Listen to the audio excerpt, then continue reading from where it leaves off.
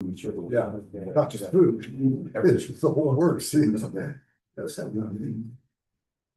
All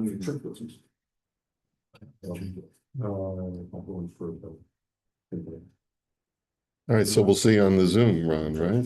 Yes, it's gonna work, but. You'll do you'll show on your camera with the lake that you're sitting in front of. No, it's not bomb. I'm gonna do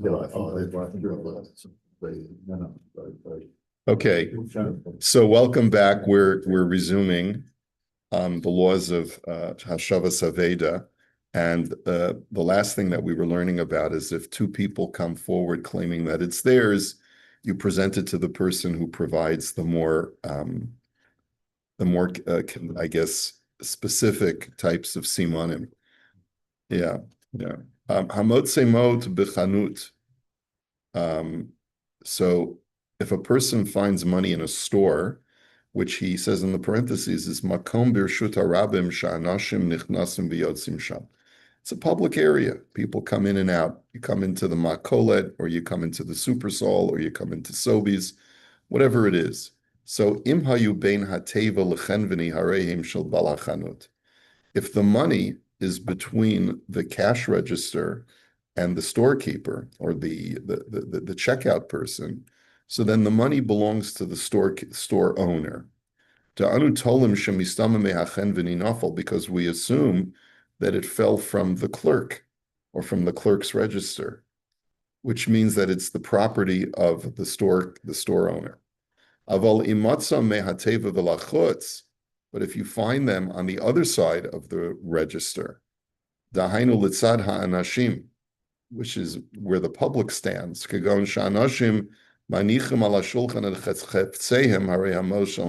so let's say people put their goods on a counter, right? And you find it in front of the counter instead of behind the counter. So then the person who finds the money is allowed to keep it.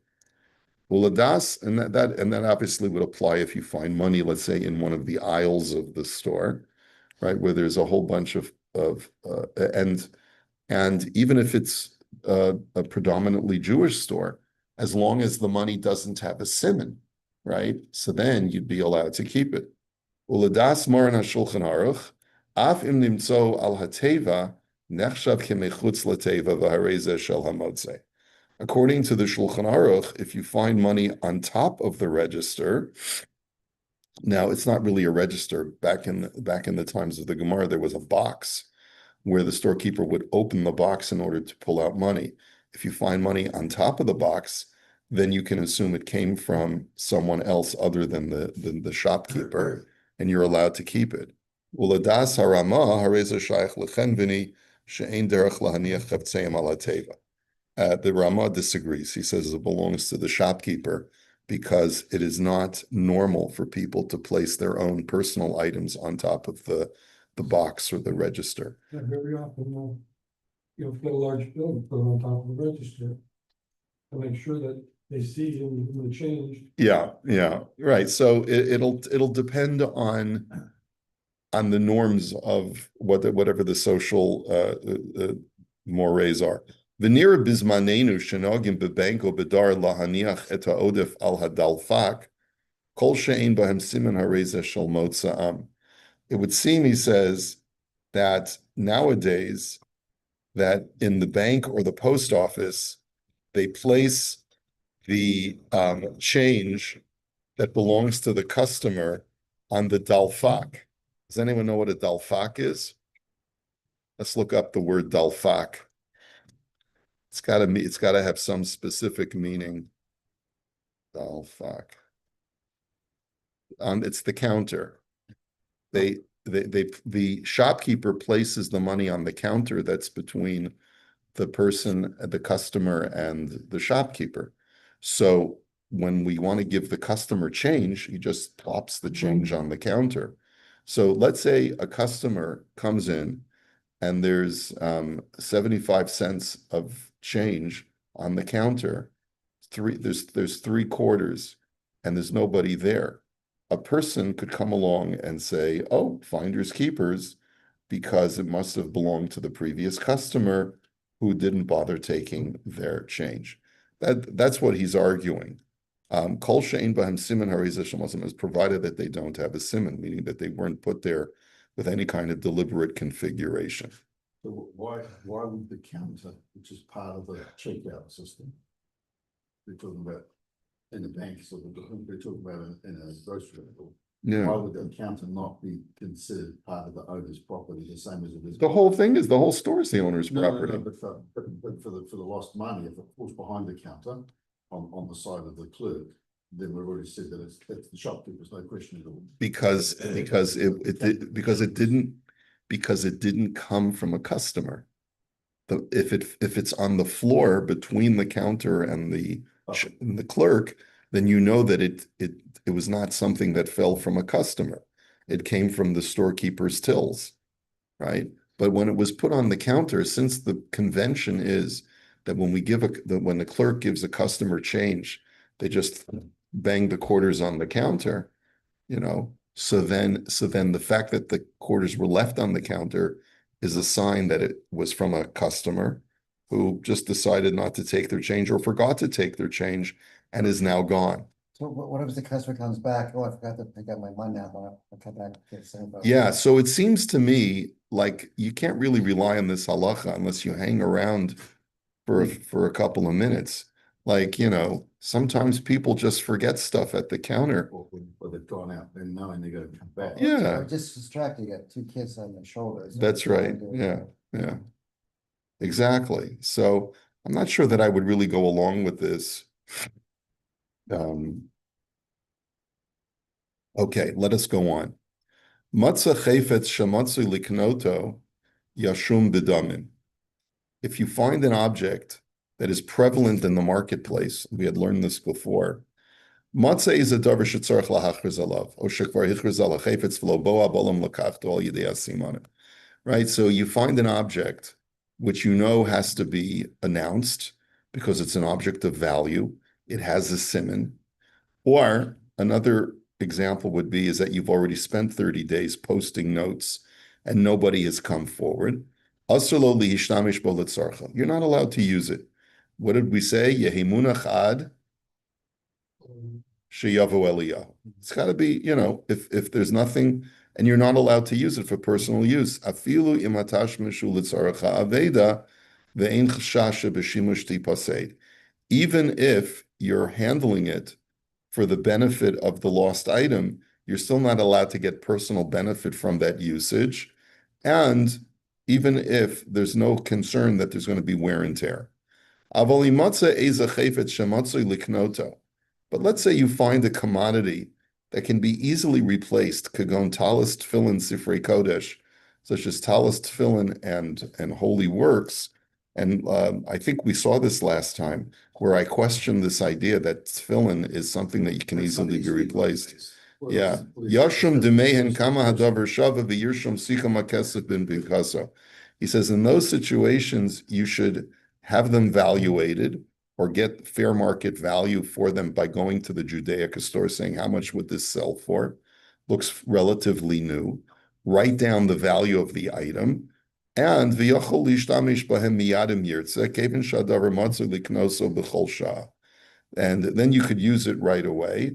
And if the owner shows up and he wants the item and he presents a siman long after the period of when it was, of the 30 days, either if the talus, let's say, is in the same shape, you can give him the talus, or if you've worn and torn it, so then you can give him the value of the talus. Why? Because you can replace a lost item with cash if it's an easily replaceable commodity that has no unique value to it.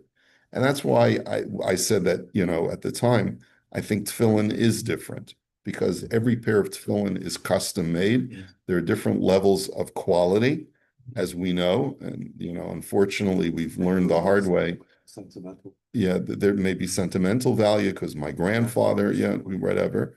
V'nira shehu adin kishematza matzos bepesach yachol lasos came. If you find matzah, a box of shmura matzah on Pesach, You can say, well, it's Montreal matzahs. They still got a pallet of, 1,000 boxes of Just those off the things. ground. That's right. Yeah, I think that joke went flat. Yeah. Yeah.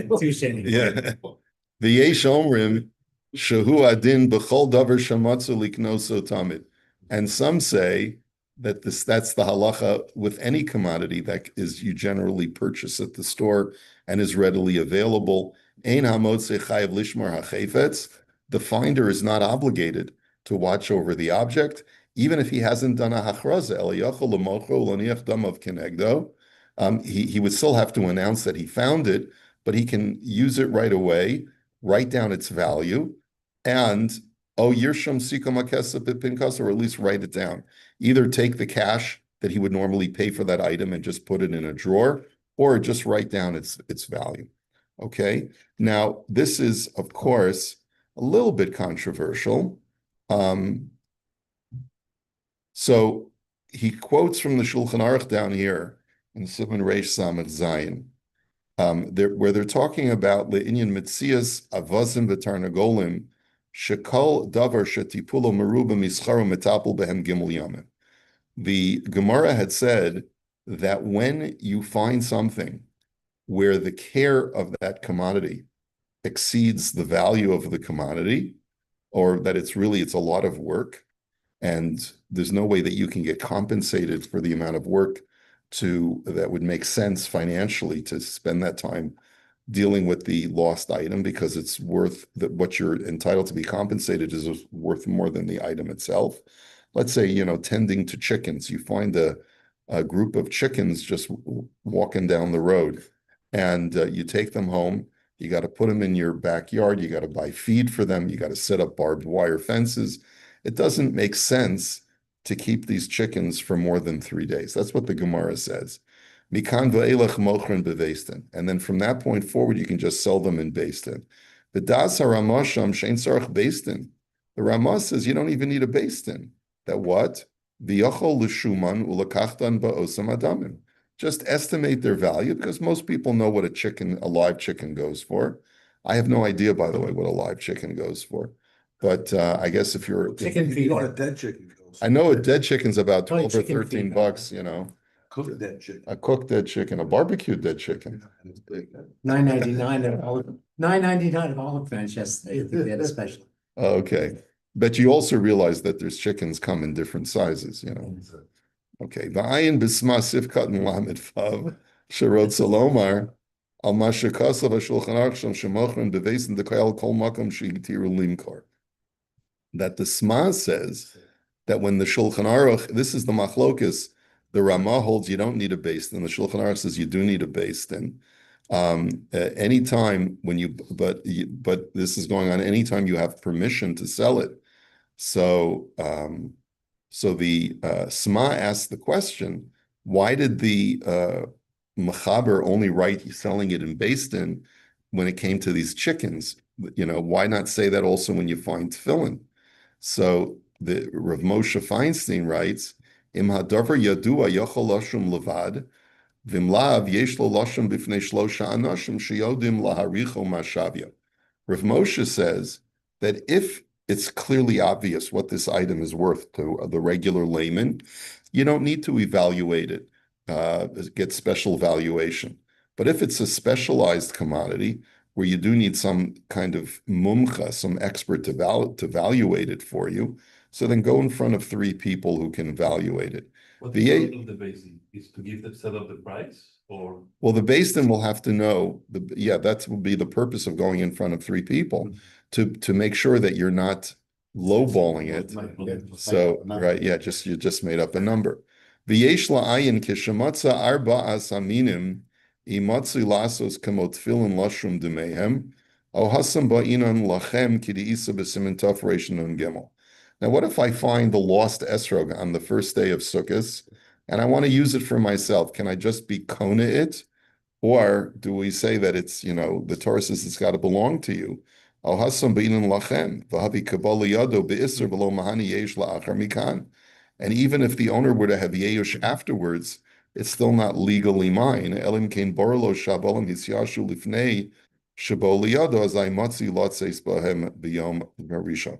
Unless I can ascertain with certainty or with relative certainty that the owner had yeush before I took it. But certainly the other days of Sukkot where it doesn't have to be lachem, you're allowed to do that. But also, Let me just switch over. There haven't been enough time for someone to either get back to you, like we spoke about 30 days, I mean, obviously you're not gonna wait 30 days for this one, but. I mean, there must be, so on the first day, there's no way you could actually claim it as being your own as such. And Right. 24 hours, you couldn't. unless it's Correct, 24 hours. correct. But let's say a person says, you know what? If the owner comes along, I'll just pay him for it. And so I decide to use it on my own. So Rabbi, the other question I had was with the chickens, Yeah. if you had this herd of chickens or foxes, whatever it is that group that you call them, what happens about the eggs that they lay? Who owns those? Yeah. So if Or do you deduct that from the your cost? well, you can certainly, if you have costs, you're certainly entitled to take compensation. But anything that's perishable that they produce, you have to sell. And the proceeds go to the owner. Goes back to the Yeah, owner. minus whatever your costs were. Yeah. The eggs could stay. The eggs could stay. Yeah, you don't just keep them in your fridge for them. You don't have to use them. Actually, it might be better not to refrigerate eggs. Especially in Israel, they don't refrigerate. No, eggs. it's only here that they do that. Why not something, they don't refrigerate eggs. Why not? There's something, Yeah, but in they first of all, they want some longer to keep them in the fridge, but there's something that they. Something there that you don't have to refrigerate them. Say it's freaky for us to hear that. Yeah. You think you get a dog. Right. But they don't refrigerate You're eggs. saying it's You notice different in in Israel, they're kept on a shelf Yes. and they're not refrigerated. but it's different, the eggs are different? And also there's also a difference between the egg production here and in Israel. In Israel, they don't wash the eggs. So the eggs retain that protective coating Maybe yeah. that's why. that protects them from It's- germs. I couldn't get used to it. It took me so long. Yeah. How long do they last though? Eggs there last for a long time. Well, No, but here, but there's it's not like- a special coding to Right. they last longer, so here the eggs are pretty old. In Mexico and Israel, the eggs are fresher, like you can store outside the Oh, fridge. in New Zealand. And that's not for- But I remember there were times when you find like a bit of straw or something on the shelf here. Like it hadn't been cleaned. I don't think I got a world tour of eggs. It's amazing what you learn. Just when you mentioned, I started. What do you mean they don't want, like, we volunteered at an egg place during COVID. We were picking up eggs from the floor that fell off the Conveyor. conveyor and we had to wash them and separate them. Between what goes to a store, like that they were clean, or what goes to a bakery, what goes to mass. You know, I don't know, Really? yeah, And you separate them by and we size. separated them by color, like how dirty, Okay. how, yeah. And side by size too, no? No, I didn't know, interesting, no, I also asked that, Here's by no, size. it was just by color. Because here they put them across rollers and the different sizes goes through the gas. So they- and it So separates. They do it by That's size. in charge more. Yeah, that way, number eights cost more than number sixes. No, just dirty on the floor. It's, it can't be for retail and it's gotta be for commercial versus something. Okay, I think we should Move on to the. I think we should crack the egg. Okay. Matzah matbeya. Hold to that. Matzah matbeya v'yesh siman beguf hamatbeya. Let's say you find a coin and there's a recognizable symbol on the coin itself. Kigon rishuma b'choisa melech ploni, such as a certain king, Kaiser Wilhelm is on the face of the coin. So ain's a simon, that's not enough of a simon. Mikivin sheish harbi matbeos kaili. Right? In other words, if a guy comes over to you and says, "Oh, I found a coin, I need a simon," and the guy says, "Well, on the back of the coin, there's some landscape of something having to do with Canada, and it says Canada on the back." Well, obviously, that's not a It's also it's got the Queen's head on the other side. Right. It's got the Queen's head. Beaver on a fire. So that's because there's so many coins that are like that. That's not a unique enough of a simon. V'afim yitain siman shekasav al matbei al kol shtar v'shtar shmo v'chasimas yado. So So even if a person will give you a siman that written on the coin or on the bill, his name is signed. He signed his name on the bill. V'cha'elu hachosmim ala dolarim litzorach imut she'einam mezuyafim. Sometimes people will write on the dollar bills to verify that they're not counterfeit. O et hamispar hasidu rishel hashtar, or the number of bills that you found. Ein ze simin v'zacha b'hem hamotzei. He says that's not enough of a siman, and the person who finds them can keep them. Why? Heyot v'hamatbea lahotza nitna. He says, because let's say you had written your name on a bill, but then you went ahead and spent it, and a guy finds it from the person that you gave it to, but and it came from someone else's cash register. The tochen shekana ba v'nafla me'acher. Call it fallen from anybody. Ulam im ibed kartis hagrala ushmo rashum alav bevadai havisim.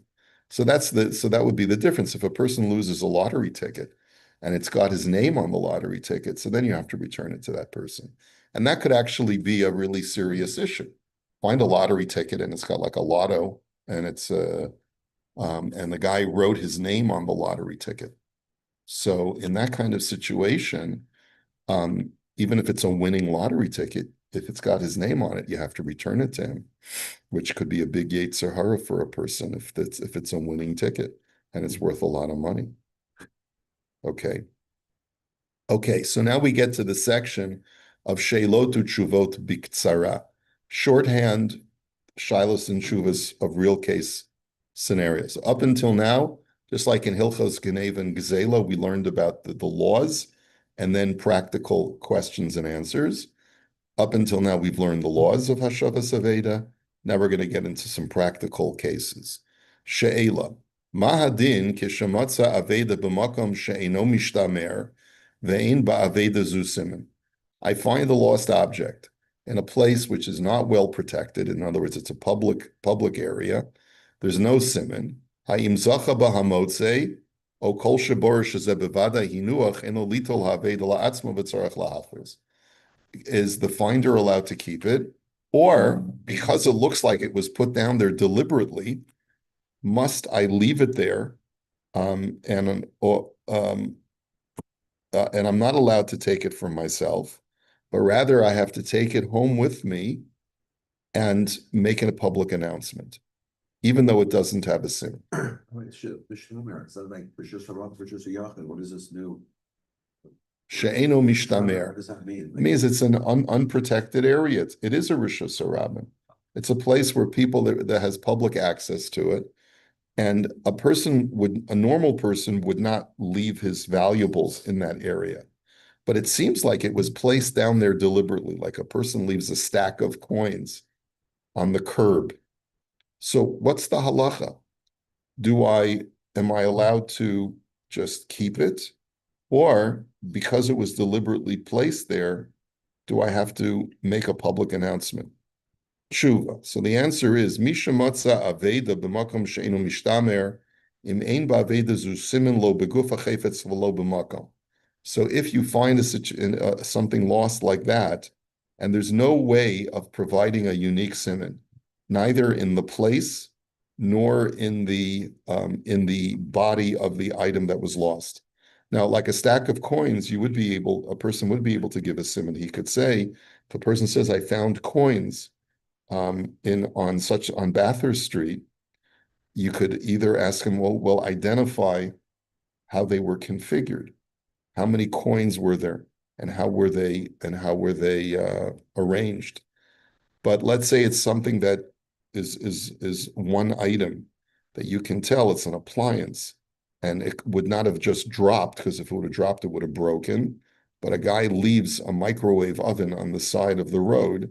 So there's no real siman, unless perhaps it's like a specific brand, whatever. But I'm sure that you can come up with different examples.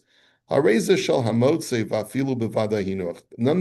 there's no siman, the finder is allowed to keep it, even if you can ascertain that it was put there deliberately. But of course, if it has a siman, then you'd have to make an announcement. Because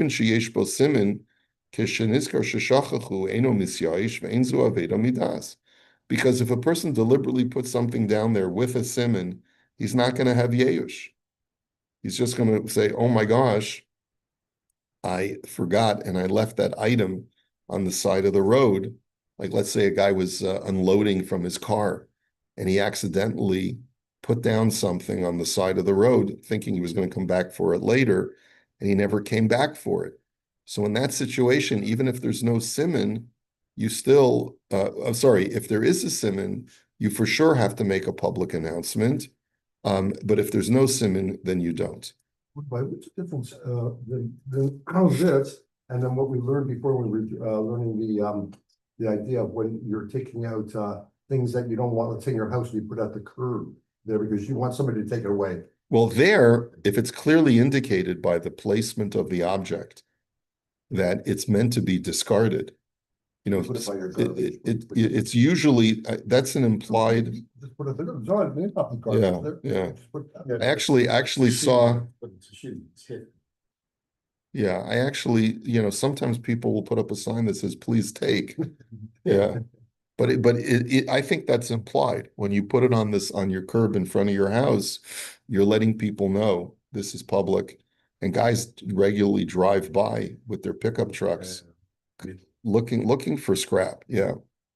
Okay, next Shaila. She'ela mishara adam hamashlich es arnakol l'rishus harabim v'holach lo. Ha'im yesh lo litol lahachzilo kol sheyodea mihem haba'olim. Oh, hamotze plater mitzvahs hashava v'zacha ba'arnak. A guy sees someone throw his wallet into a public thoroughfare. Now, why would a person do that? I don't know. He just got frustrated. And then he just leaves. So what's my halachic obligation when I see a person deliberately forsaking his property? Okay. Or do I have so do I have to try to return it to the owner? Or can we say that no, finders keepers, the guy clearly doesn't want it anymore and you're allowed to keep it? So the answer is tshuva.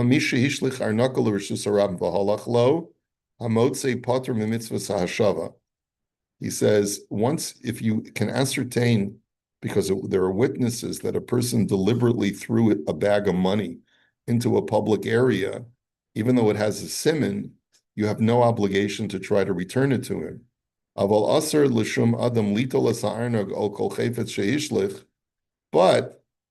the Shulchan Aruch says no one's allowed to take it because it has a siman. No person is allowed to take the bag of money or the object that a guy discarded. He says that's the opinion of the Shulchan Aruch. The iludas haga, but the Ramah paskins, kol shezarka sarak arnakol rishus harabim hareza aveda midas v'dina kehefker v'chala koydem zachaba. The Ramah says no. The fact that a guy deliberately tossed this thing out in the public thoroughfare is a sign that he doesn't want it anymore. He's made it hefker, and anyone who wants to come along and take it can take it. The question really is, what's the argument of the Machaber and the Rambam? How do you know that he did? What? How do you know that that container of money or container whatever the wallet is actually his? How do you know it wasn't? Yeah, maybe stolen property? maybe he was taking something that belonged to someone else. Didn't want name to be with him. Yeah.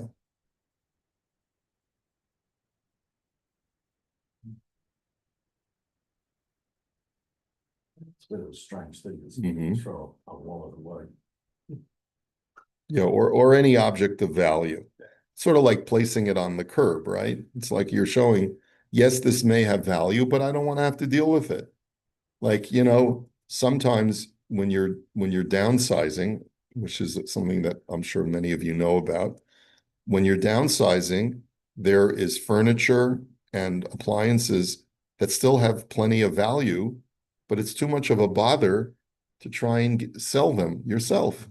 So it's just more convenient to say, I'll just toss it on the curb. and let some lucky guy go ahead and get them.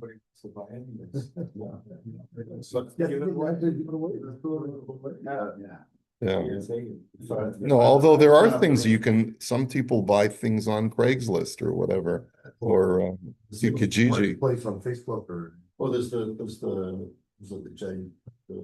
Jewish Russian, they'll take furniture for them. Yeah. I try to give away the piano. A what, a piano? Each share pay someone to take it away. I had the same thing, Yeah, no, nobody wants it. nobody wanted And it. same, Every dime a dozen. same with televisions, try and get rid of. Take it outside, television. nobody take Wait, it. who's gonna take it outside? You're gonna Yeah, you're lucky. They'll probably get it outside. You're lucky Pretty you can move it from one room to the next, and we'll take it outside. Unless it's a grand, you have those upright pianos. Or a baby grand. Okay, we'll hold it here for today.